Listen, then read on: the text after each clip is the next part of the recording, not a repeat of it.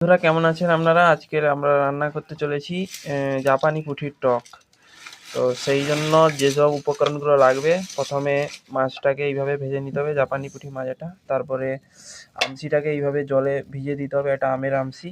এটা ফোড়ন, একটু চিনি, একটু সরষে বাটা, একটু লঙ্কা, নুন, হলুদ, এগুলো লাগে উপকরণ।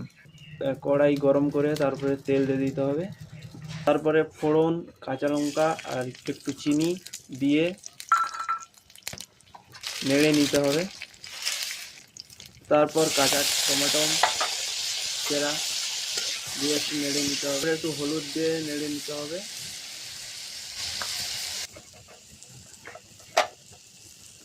তারপর আমচি সমেত যে জলটা দেওয়া ছিল ওটাও দিয়ে দিতে হবে।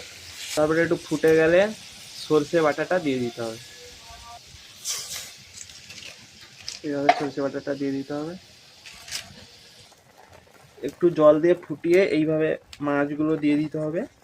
ঠিক আছে, দাঁড়াও।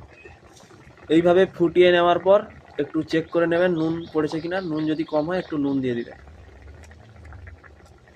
নামিয়ে এইভাবে একটা পাত্রে ঢেলে নেবেন। ঢেলে নেওয়ার পর এইভাবে দেখবেন খুব সুন্দর কালার এসেছে। এবার যদি আপনাদের আমাদের এই রান্নার পদ্ধতিটা ভালো লাগে তো একটা সাবস্ক্রাইব করে দেবেন। Thank you.